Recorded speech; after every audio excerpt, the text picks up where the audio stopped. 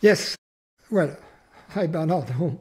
Hi, Francis. A pleasure to be here with you. Yeah, we finally meet. Neither of us is an interviewer, so I guess we are just going to have a conversation right off the bat. Yes. And perhaps it will be interesting for us to come up with our definitions of important terms, such as consciousness, awareness, mind, reality. I suggest this for, what do you think? Do you have any other to add?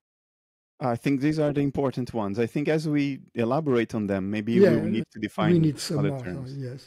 So, because my mother tongue is French, in France we are not fancy. We have only one word, which is consciousness. We don't have the word awareness, so for us it means both. So my definition of consciousness/awareness is the reality which is hearing my words right now. The reality which is hearing my words, and for those who are seeing these images, it's going to be the reality who is seeing these images and hearing these words. That would be my definition of awareness/consciousness. My definition of reality, in fact, it's not the real philosophic term, because usually reality for philosophers refers to the hypothetical existence of the world outside. But there is, that will mean then the set of all material things or all physical things. But that's not my definition of reality. My definition of reality would be the thingness of things. And things include all things, not just physical things outside, but also whatever is perceived in awareness basically is a thing. So the reality would be the totality of the cosmos. It would be, if you will, what Spinoza defines as substance, and he defines a substance as that which cannot not exist. That, I'm translating from Latin, the essence of which implies its existence. Existentiam involvit. That the essence of which implies its existence. That cannot not exist. Now, there is a fourth one, which is mind. Okay? And, I think mind can refer to two different concepts or things. One, there are two questions. What is mind experientially for us, human beings? And the second question is the models. Mind as a model. So what mind is for us experientially is basically the phenomenal aspect of our human existence, right? It is comprised of thoughts, sensations, external perception, sense perception. Okay. I use the word consciousness in a way entirely consistent with your definition. That consciousness is the reality that experiences what is being experienced now. In philosophy of mind, or in analytic philosophy of mind, people try to be more precise in definitions. So they use the combination of terms phenomenal consciousness. And what that means is that if there is something it is like to be an entity, then that entity is phenomenally conscious. In other words, if there is experience, there is consciousness. That's the rough definition. The way I like to define it, and it's more specific because the usual definition seems to suggest that there are two things: the consciousness that experiences and the experiences themselves. And I think that can be dangerous because I don't think they are two things at all. It's not like there is an experience that comes and is received by the consciousness that experiences. So one short definition that I have used in the past is consciousness is that whose excitations are experiences. Yes, I would agree with that. In other words, there is only consciousness. Experiences are just the different modes of excitation of consciousness. It sounds like QFT, but... Indeed, that's where the inspiration comes from. Quantum field theory, in which all the particles are just excitations of the 17 quantum fields. Mind, I am more flexible.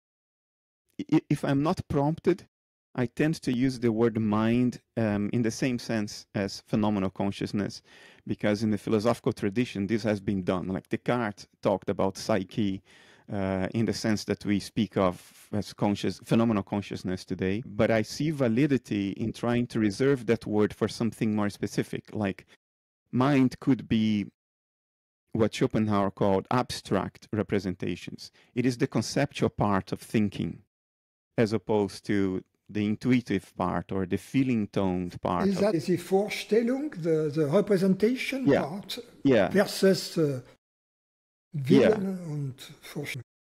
Indeed, precisely that. So there are different types of Vorstellung under Schopenhauer. One of them are the abstract ones, and then there are. Now I'm mixing up German with English. Representation. And the abstract representations are the indirect ones, if I remember correctly. So that would be concepts.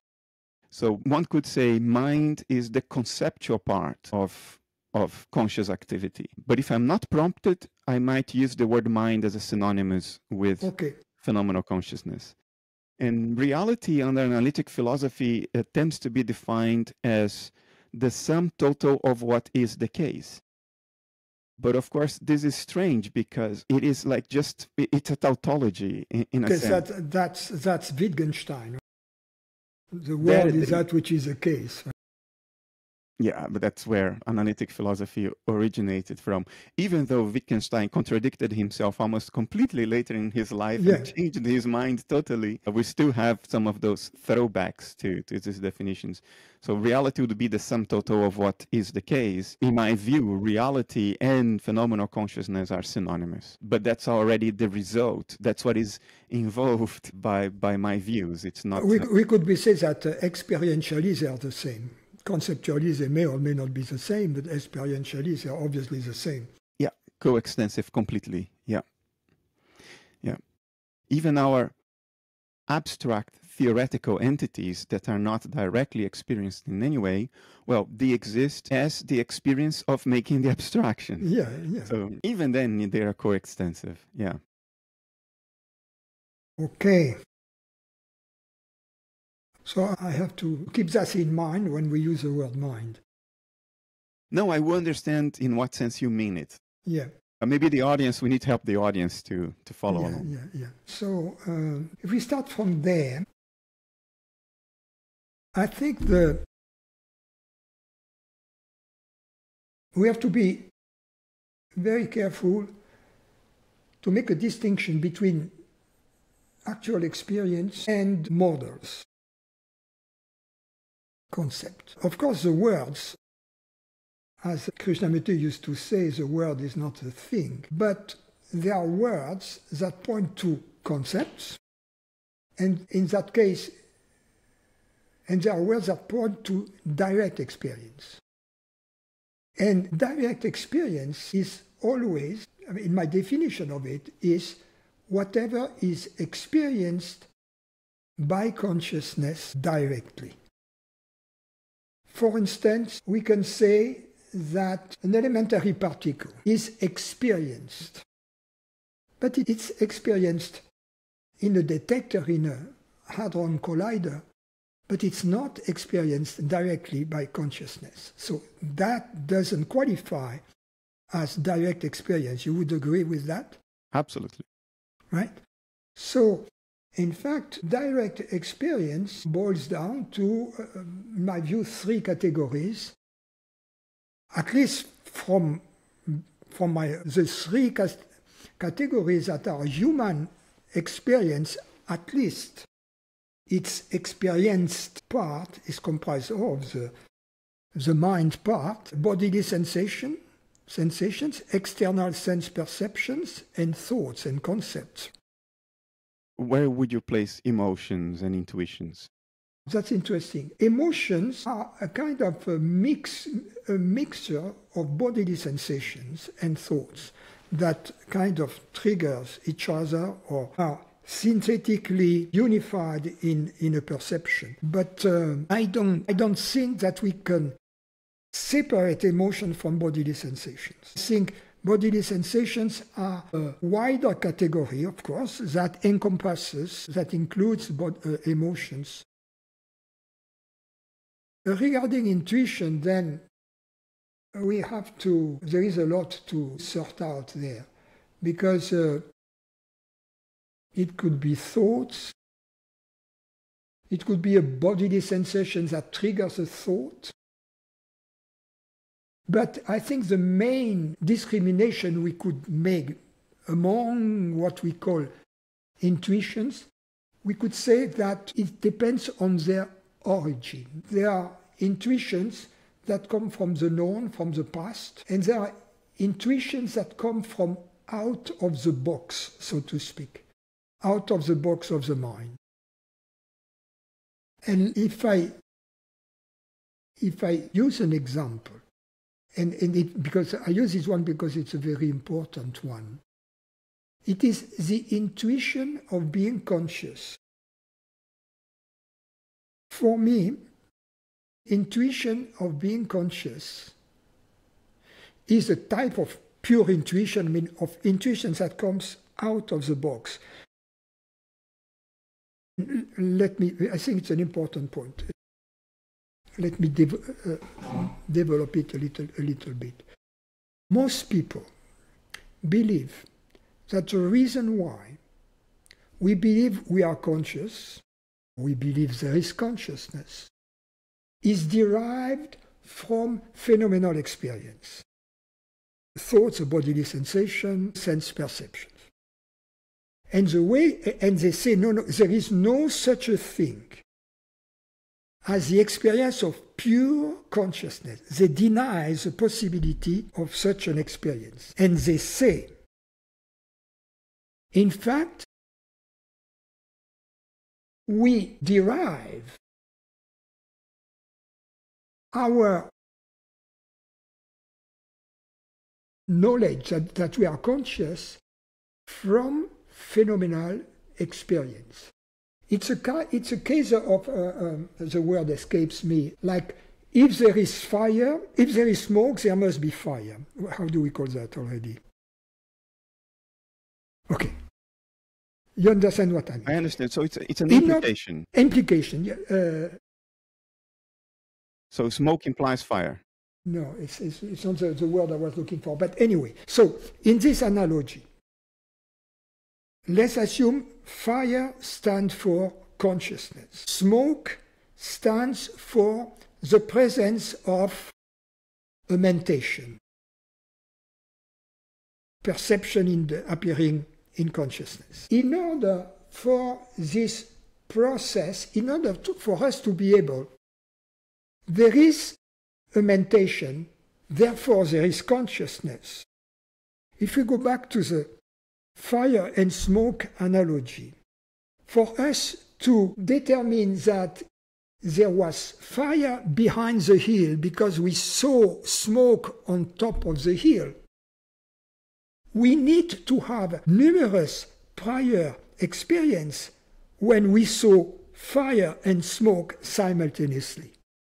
If we are an alien just landing on Earth, who has never seen fire and sees smoke on top of the hill, they would not know. He cannot know there is fire down there. It requires for him to have at least once seen fire and the smoke coming out of it. And so next time he can say yes. Therefore, if we say that the reason why we are conscious is because we perceive mentations, the smoke, that requires for us to have, at least at some point in the past, have had the direct experience of consciousness and the thoughts, the perceptions emanating out of it, which is precisely that which is denied in this case. So they are playing a fast one at us. It seemed very natural to say, okay, yes, you don't have the direct experience of consciousness. It's not possible. You only assume there is consciousness because you. Yeah. I know who you are referring to and who makes these claims. Yeah. I don't know. Many people make these claims. I don't know. I'm not aiming that at anybody. Many people who come to my events make these claims. They ask me, Francis, but why? Why? I know that I'm conscious because I see the table in front. If we just say any experience betrays the presence of consciousness because consciousness is that which experiences, would these people accept it? I don't know, but what I know, what I was driving at, is the fact that most people deny or are not aware of one extraordinary possibility, which is the experience of pure consciousness by itself, consciousness experiencing itself. And my contention is that it is precisely from this experience that we derive this certainty that there is consciousness, this certainty that there is something rather than nothing. Because any other form of experience falls short from delivering a 100% certainty. For instance, in this moment, right? We could be dreaming, you could be dreaming, I could be something appearing in your dream, right? You cannot be certain of anything regarding phenomenal experience. But even if that were the case, certainty that there is something rather than nothing, and the certainty that there is consciousness will still be there. So we have two types of experience, one that delivers a 100% certainty, and another type that derives a certainty which is strictly smaller than 100%. Are we always experiencing consciousness, experiencing itself at all times, in addition to the other types of experience? Or is the direct experience of consciousness something that happens only now and then, or it doesn't happen together with the rest, along with the rest? The answer is we are at all times experiencing consciousness. Consciousness is experiencing itself at all times. In the absence of perception, remember, in the absence of perception, there is no time elapsing. Yeah, I understand that. That's very important. So this experience of pure consciousness has two features, if you will, that enables us to distinguish it. One, the absolute certainty it comes with. Number two, timelessness, no time elapses. Schopenhauer would disagree, but I sense where you're going, and I can follow along. Yeah, Schopenhauer would say that time is intrinsic even to introspective experience without perception. Yeah, because he sees it still from the vantage point of the objective side. Eventually, he does try to deny that time exists at all in the will as it is in itself. And he acknowledges that we can get to a state of awareness in which it also disappears when the subject gets lost in that which is experienced. But he would say that time is other than space, because without perception there is no space. It was a sequence of thoughts, well, so there is no time. Then he's going to have a big problem with Einstein. Indeed, yeah. But to tell you the truth, I don't give a flying rat's ass to whatever Schopenhauer said. I'm old enough now to rely solely on my experience, and the rest I don't care. I mean, Schopenhauer was great, and he had beautiful intuition. For me, the representation means he has the intuition of phenomenal stuff. The will part was this first impulse that creates, and that comes a bit. Anyway, I am not the subject of King Schopenhauer.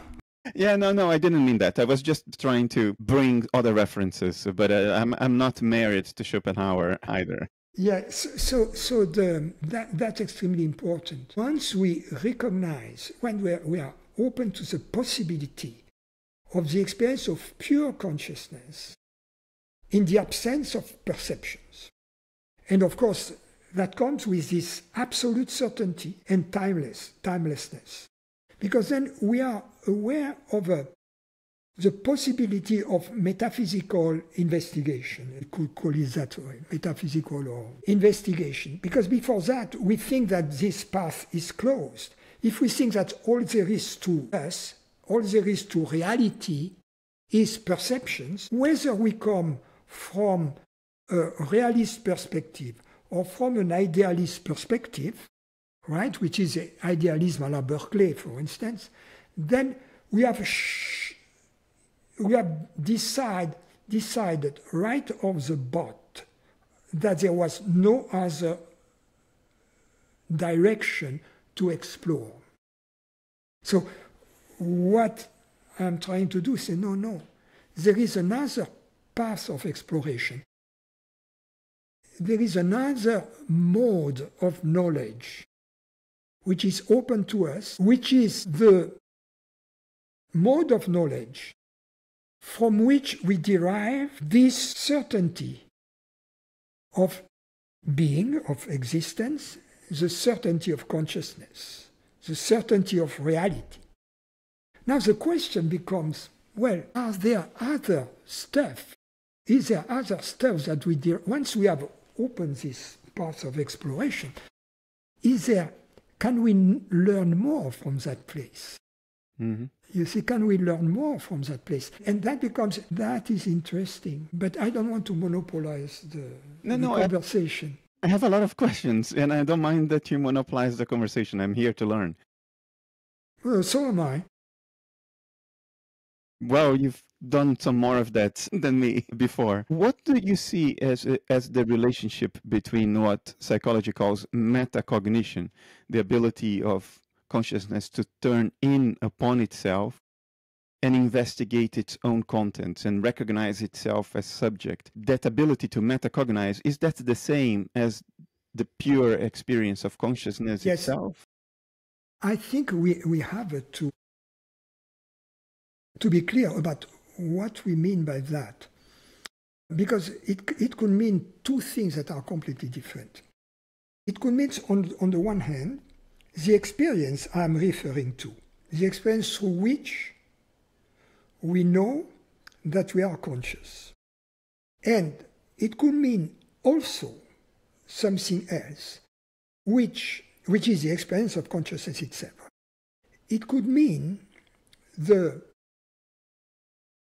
conceptualization of it in the mind. For instance, the word consciousness itself is a concept, right? It's a placeholder, or the word I, perhaps, or the word reality. The word is not the thing. The possibility, the second type of metacognition requires, of course, a mind in the usual term, right? Conceptualizing of the self. So yes. So it can point at itself. But the experience of the self by itself doesn't require anything, because my contention is that it creates everything it perceives. So ultimately, the king is not depending upon his subjects. So would one of these two interpretations of metacognition be the same as what you mean by the pure experience of consciousness, or the experience of pure consciousness? I don't know. We should define metacognition A and metacognition B. Metacognition A being the experience of pure consciousness, and metacognition B being the reflection of this experience as a mind construct. Yeah, in psychology, it's B that is meant. Yeah, because metacognition entails it's not recognized. It requires a re-representation of the contents of consciousness. So it cannot be pure consciousness. It has to have some content that can be conceptualized and therefore re-represented. Because you see, that's the point. Only consciousness experiences itself. That's also an object of consciousness doesn't perceive consciousness. For instance, a thought doesn't think. Yeah. The thought of an elephant doesn't think the thought of a hunter. Yeah. Right? Yeah. Perception doesn't perceive. In other words, we have to make a distinction between the reality that things that perceive, that you and I call consciousness, right? And the objects of perceptions. One is real, the other one are less real because they depend. Yeah. Yeah. On the consciousness. You know, that's what in the Bhagavad Gita, Krishna says, the beings, Krishna being universal consciousness, says, the beings have their roots in me. I don't have my roots in them. Yeah. But the extraordinary thing, and I think that you and I, we have something touching into this, is that this apparently ordinary consciousness of ours is in fact universal. It's just that through this human vehicle, there is an extraordinary small window, right? An extraordinary small restriction. But at the origin behind, it's the entire universe. When we point at this experience of pure consciousness, through which we know that we are conscious, we have to be open that at that moment, we are at the center of the universe. And what I say seems completely, improbable. It may sound anthropocentric to those who are not really grasping what you mean, because exactly. The same can be said about anything else. They too are the center. Because they imply, there is a tacit implication that consciousness is limited. So then it sounds anthropocentric, of course, right? Precisely. Yeah. I know exactly what you mean there. Yeah. And then the thing is, just if we go back to understanding, ordinary understanding, but true understanding, not something which is mechanical, which is simply the repetition, 2 plus 2 equals 4, we have learned that as kids, there is no understanding there. Real understanding, you are trying to solve a problem in math, you don't know. And all of a sudden, bingo, right? Yeah. Something happens there. And the data you are trying to put together, like a puzzle, It's a train of thoughts, but it's also images in the mind, perhaps in a 2-dimensional or 3-dimensional realm, right? And at some point, all of that dissolves. And in one single moment, you move from I don't understand to I understand. It's not a gradual step. You cannot be half pregnant. Right? Yeah. So you cannot. It's binary, yeah. Exactly, it's binary. So what happens in this moment? There is a gap between the question and all of a sudden the answer, right? That comes. This gap is a timeless moment. It means that the question that was formulated, which is a mind object, dissolved in consciousness. The all-knowing, that which creates everything. And the answer came. Consciousness, this all-doer, right, kind of tweaks the brain or the mind, whatever. And then you have the result. You have the egg, the golden egg from intelligence. In other words, intelligence is non-local. Meaning is non-local.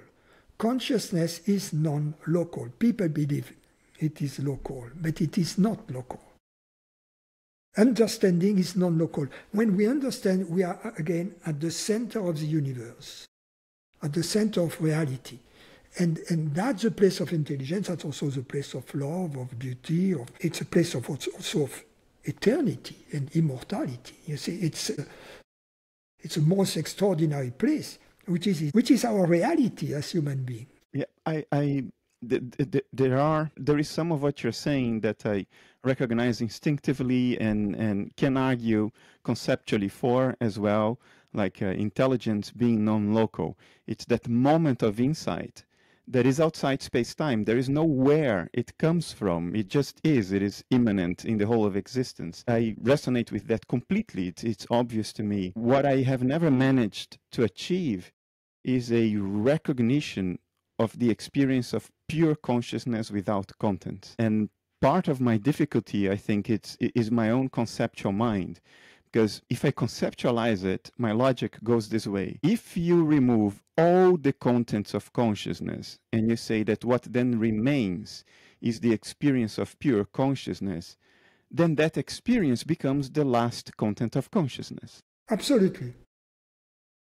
Absolutely. And this experience is somehow the last obstacle. Because in fact, this experience is not the experience of pure consciousness. The experience is like a blank state or a white screen that is still a projection of the mind. So there is still something there. Exactly. And it's a last veil. It's a last veil. It's on the path I am interested in, which is a path of liberation. And that's an obstacle that usually the guru helps, hopefully, the student to get rid of, and the path to... When we try to go to the experience of... Remember what the pure experience of consciousness, remember that it is not sustainable in time, because the time is not present there. So from the vantage point of the mind, it looks like a zero duration interval between two perceptions. Right? It's infinitesimal, it's vertical, it's like in our common language, the word understand, right? I have the thought, I'm trying to understand, right? But and then there is a moment of understanding. Yeah. Instead of standing above, I stand under. I understand. I go to the understanding, right? And then I can formulate it. You see? Yeah. So but there are two types of understanding. There is the understanding that applies to objects, like in mathematics. I've forgotten to shut off the gas in my kitchen. But there is another form of understanding that applies to consciousness itself or to reality itself. And this one delivers. You see? So, in other words, if you are interested in what we are talking about here, there is a last-ditch effort to go to this experience using the mind, using a representation. And then you refine, you manipulate the representation, and you create this one. No, this one doesn't go. You create another one. No, that doesn't work either. Because they are all in time. They are all mind. See? They are all mind. You know? And that's not the work. At some point you say, no, I give up. Which is an interesting moment, because sometimes when you give up, then you got it. I gave up and it didn't happen to me, but I'm in peace with that today. Yeah, I understand that. But when, I think that you may... What if I would tell you, no, it's just that you had this intuition. It's just you don't give it its true value, because you have the wrong interpretation of it after the fact. You see, and that is an obstacle. That is another. Because, look, you have the intuition that consciousness is universal. No matter how you got there through some form of understanding, you see. Then you say, no, but I miss the experience. But the one who misses the experience is precisely the one who didn't have it, so just throw this one out of the window. It's better to assume, well, I couldn't have this type of interest in my life if I hadn't, unless I had some recognition, instantaneous recognition. And it is these moments of instantaneous recognition that then work through us, bring about more and more clarity, more and more space and light, and then all the aspect of our lives that prior to that seem to be compared, all of that gets unified. You see, we don't see that, and at the same time, the fear of absolute disappearance leaves us. Sometimes for some people it leaves us like that. From others, it kind of evaporates over time. After 5 years, you say, well, I am in a completely different place now. Yeah, that I understand better. Yeah, you see? Look, I don't think I got that experience or that key moment in which certain things became absolutely clear. I had small instances of that, like when I understood that you can never explain consciousness in terms of material structures. That was like that. It's like when I understood the hard problem of consciousness, it was clear to me instantly. But what about in terms of mind structures? How do you mean? No, because you made the distinction. I cannot explain consciousness in terms of material structures, meaning what about in terms of thoughts, concepts, etc.? No, it became clear to me that consciousness is the matrix of everything else, that everything else is an arrangement within consciousness, made of consciousness. That became clear as well. What I never grokked was the experience of pure consciousness, and what never happened to me was that moment of liberation. Well, let's separate these two. I hope I have shown to you that you had the experience of pure consciousness. The fact that we use the word pure consciousness, most of us have had the experience of pure consciousness. It's just that they deny it after the fact. If we ask John Doe, are you conscious? They will say, most of them will say yes. And then if we ask them, do you know that from hearsay or from direct experience? Most of them would say from direct experience. You see, does that liberate them? Not yet. Because they know that they are conscious, but they have not explored the implication of this experience. Then what is important is what this experience of pure consciousness delivers for us is it deconstructs beliefs we had about it, that we had acquired from society. For instance, if we ask ourselves the question, based upon my experience, can I assign a beginning in time to my consciousness? Because whatever anybody else says about that has no value. Because it would imply that they had access to an experience different from mine. Yeah. That they are like supermen, superwomen, very different angels. So I don't buy that. So if I cannot make this decision based on my memory, meaning phenomenal experience, that my consciousness had a beginning, the only reasonable conclusion is to say, I don't know. Right. Other question. Do I know that consciousness is dependent upon this body or upon this mind, this human mind that appears to it? The answer is, I don't know. Now the question is, am I absolutely certain that based on that I don't know? We can say, yes, based on that I'm absolutely certain that I don't know. That I am limited in space, in time, by this body. Yeah, absolutely certain that I don't know, because there is a space and time in my dreams as well.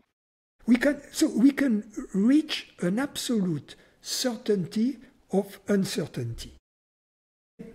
And that's very important. Most people will say, you have achieved nothing. Well, I have news for you. If you get rid of a belief which is insubstantiated, right, you are traveling much lighter in life. Yeah, that's progress, yeah. Because then, when we don't carry any insubstantiated beliefs about consciousness, something happens. Is that consciousness then is allowed to be what it truly is. It liberates itself. In other words, we don't need to go to the next step. The next step being, I know that consciousness is universal. Because that would be simply a conclusion in the mind. Are you following me? Conclusion in the mind that consciousness is universal. Let's say I have the experience that consciousness is universal, okay? And then I store that in... Yeah. And then I store that in the mind. But then what's the value of it? The moment it is stored in the mind, it's no longer the experience. Correct. It's a memory. Yeah. Therefore, it's a pointer, yeah. It remains as a pointer. It has a limited usefulness, provided you use this pointer. Many people come to me and they had this experience, the big transcendental experience, they had it. But what happens after the fact is that they stick to the memory of it. And they claim, well, I don't have this experience any longer. Yeah, I have that problem. At that moment, they are out of it because the one who claims that he didn't have the experience is the mind. Yeah, and I identify with the mind. Yeah. The experience, what the experience was revealing at the time is the universality of, you are the universe. This consciousness is the consciousness of God. Your consciousness is universal. Just stick to it in the future. Or at least be agnostic about it. Live your life. I don't know whether consciousness is universal or not. I live my life like this. That opens up a full field of experimentation. Because in many cases I will act differently, I will think differently, depending on whether consciousness is universal or not. So depending, when I reach this fork on the road, depending where I go, there will be an outcome. This outcome then will reverberate to me.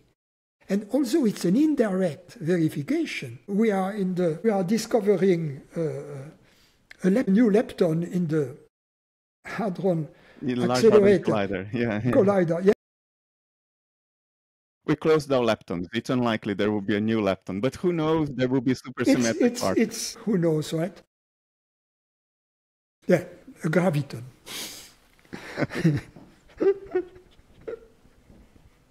and so although it is a phenomenal element, right? Kind of, for instance, a serendipitous event happening as a result of that, right? Of a reharmonization in the world and in me. That is a hint. That is an indirect, And ultimately, for me to live in wisdom means to live it from this not knowing. I know that consciousness is, I know reality is, right? I know consciousness is real. I have no hypothesis, really, practically in my life about what it is. I live my life from this not knowing, allowing for this reality/consciousness to be whatever it is right now, at every moment. And that's what we both are doing, because we are both of goodwill in that sense. You see what I mean?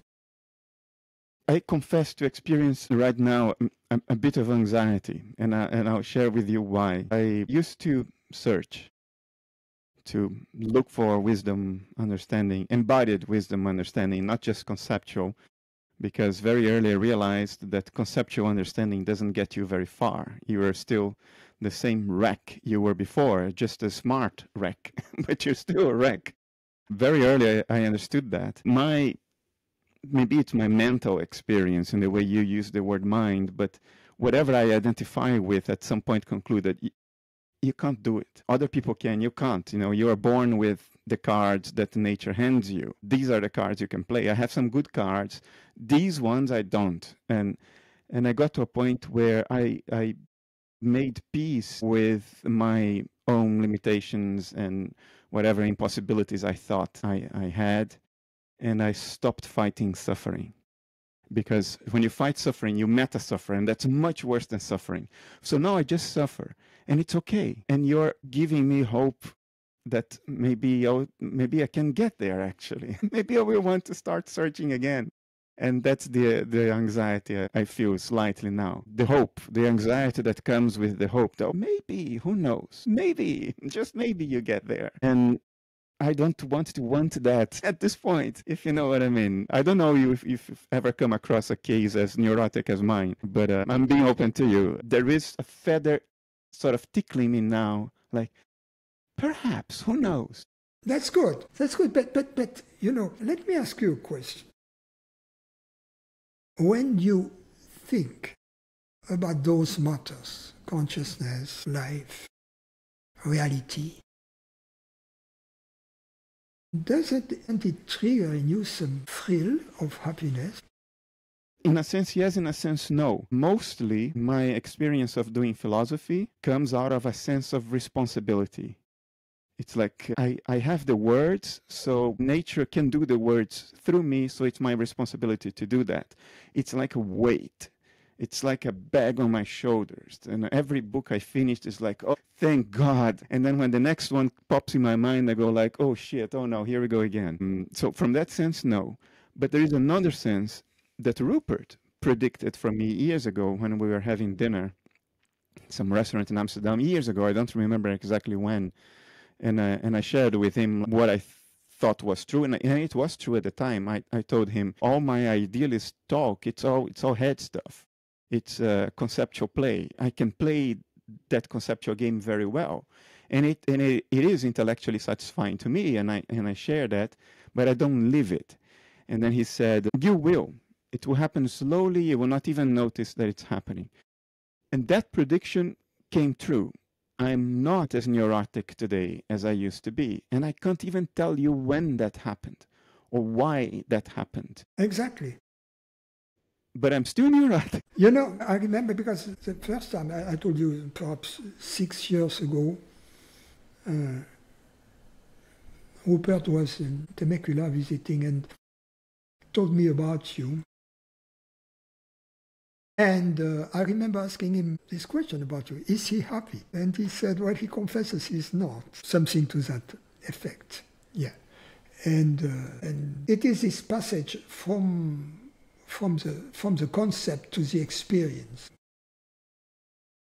It is like a virus you catch. In this moment, in this timeless moment, when you are open to the possibilities that consciousness is universal, you catch the virus, right? And then it does its job through the entire system.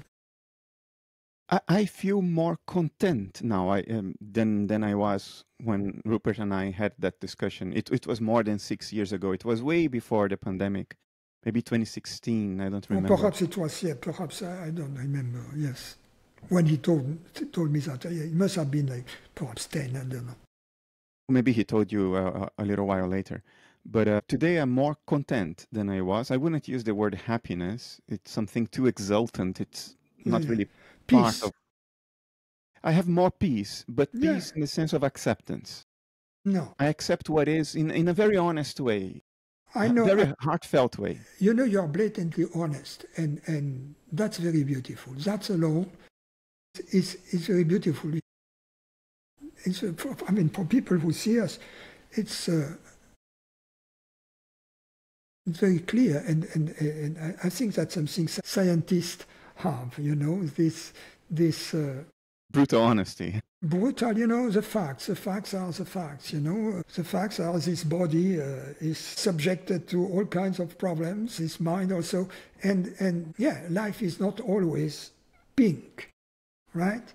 And what we are talking about is something else, something in the background, right? It's a light in the background. It's something else. It's this peace. And I call it happiness because I'm an optimist. Maybe I call it contentment. Contentment is good too. But you see, you don't want to, it shouldn't be, how can I call that? There is this joke about the Italian construction worker and the British construction worker, and they stop working and they have their lunch prepared by their wife, and the Italian opens the lunchbox and goes, yeah. And the Brit opens the lunchbox and goes, oh, here you go. Well. Maybe. In the spirit of brutal honesty, I have thought about this for a long time, because there is a lot of people who project wisdom on me. So I have had to deal with this question, to what extent are those projections true, and to what extent are they complete hallucinations? For a long time I had to deal with it, and I arrived at a couple of tentative conclusions. One has to do with my past. My father was my hero. He died when I was 12 years old. So he is, for me, the archetype of authority and wisdom, because he didn't live long enough for me to discern his human failures and shortcomings and character flaws. So he will be forever the Übermensch for me, the perfect, authoritative source of wisdom. Because of that loss, I think it's my own self-analysis. I don't think I would ever land there. So I would have great fear of finding myself in the position that you and Rupert are. It's like sheer terror. I cannot be in the position of the source of wisdom that will help people. I cannot carry that weight. Sheer terror about that possibility. It's the most sensitive spot in my soul. The most heavily guarded. It's surrounded by an army. Nuclear weapon armed. So that's one thing. At least I recognize that today. I didn't for the longest time. The other thing is that part of the bit of contentment and peace I have arrived at today has to do with the realization that none of my life has ever been about me. That none of this is about me, will ever be or has ever been. It's not about me at all. It's about nature. Bernardo Kastrup is a doing of nature. It's an instrument of what nature is doing. It's not about Bernardo Kastrup. So if Bernardo Kastrup now wants to be enlightened, I will lose that peace because it becomes about me. Nobody and I will lose that contentment. Is going to get. There is nobody enlightened. There is nobody enlightened. There is only consciousness, is light, right? And this light, the spirit blows wherever it wants to, Sometimes you find a source of truth. And the next moment, this source of truth is not, there is no water coming out of it, and you find another source of truth. And this reality is totally unpredictable. My teacher had a devastating stroke, and the next moment, the source of truth was no longer there. And then he died 2 years later. An apparent source of truth may make mistakes, may have the tantric sage Kse Maharaja says, in the instant one liberates oneself, in the instant one binds oneself. In other words, there are no guarantees there, you see. But regarding a lot of people who teach, they don't really teach from this experience. And a lot of people who don't teach live from this experience. That we have to, not everything that shines is gold, right? And there is also gold in many places which is hidden and doesn't shine. Yeah. But do you know the story of that Buddhist monk at the time of the Vietnam War? He wanted to protest the war, and the way he did it was to self-immolate. So he sat in a meditative position, doused himself with fuel, set himself alight, and remained impassive, meditating, without even accelerated breathing, nothing, impassive, no sign of pain as his body was being burned, and he just toppled over when he was basically carbonized. Wasn't that person enlightened? Isn't that true enlightenment? I have no clue about that. All I can say is that it happened to me. I'm not sure I would say. I'm quite sure I wouldn't stay motionless. Me neither. I wouldn't do that to begin with. So we are obviously not enlightened. It's like all these phenomenal judgments, about this kind of prerequisites from enlightenment, is that you have to accomplish miracles, you have to levitate, you have to be clairvoyant, you have to predict the future, you have to... I mean, come on.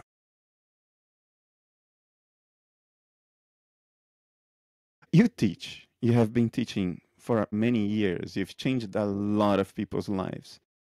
How do you regard what you do? You see, what I regard it? How do you regard what you do? I enjoy it. I enjoy it. It's like what I say, it's like a bird singing in the forest. Perhaps there are people listening. Perhaps nobody really is listening. I mean, I need some audience. I have to confess that. But ultimately, I'm like someone singing sometimes in the bathroom, in the shower, and sometimes in some meeting hall, and sometimes here. Also, I must say, I've always enjoyed teaching. So you enjoy what you do? Yeah, I've taught tennis to my kids and to people. I've taught math. I've taught physics. It's your life. It's your thing. It was my vocation. Teaching was a vocation, whether or not. And then I discovered that. Then you need to love what you teach. So I love tennis, I love math, I love physics.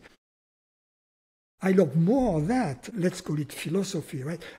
And then it's a kind of coming together of a vocation, right? And the love for what I teach. So, and I understand very well that there are people, they say, oh, if I get enlightened, I have to teach. If I get enlightened. Understand that, and if I live it. No, you can be a gardener, you can be anything, you can be a businessman, you could be an aviator, you can be so many things. Just follow your heart's desire. You can be a philosopher, you can be a conceptual guy and be the new Husserl or Husserl, yeah. Right? And why not? Because I like Husserl, I happen to. The life trajectory of this instrument was different. It's different for you, different for me. But hopefully, as we move on this path, this peace and this love and this happiness shines, and we get rid of this heavy weight from the past.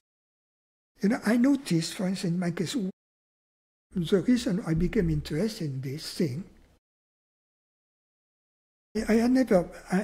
when I studied philosophy in my late teens, I mean, before that, of course, I had translated Plato and others, but in my late teens, that was really a philosophy, with Kant and all these guys, Piaget, whatever. I felt it's a dead end. It's like a plane that never lands. We are in the realm of concept, we never land on reality. So in college, I better go for physics and math, because at least there I know. So that, and also I came from an atheist family with a scientific background. Later on, I understood that I was wrong. That's an interesting point. I understood the power of philosophy, which is not in knowledge. Modern philosophers, they think more knowledge. They see philosophy as an evolving science. That's not the case. The power of philosophy resides in this. Is that let's start with words. And the distinction between information and meaning. There are words that point to objects that don't deliver their referent. For instance, if I say computer, or if I say beer, we know what it refers to. We know what it refers to, but it's not going to bring a glass of beer to me. Yeah. It's not going to deliver. But words such as consciousness, reality, they appear in their referent. The word I appears in me. The word consciousness appears in consciousness. The word reality appears in reality. Yeah, yeah.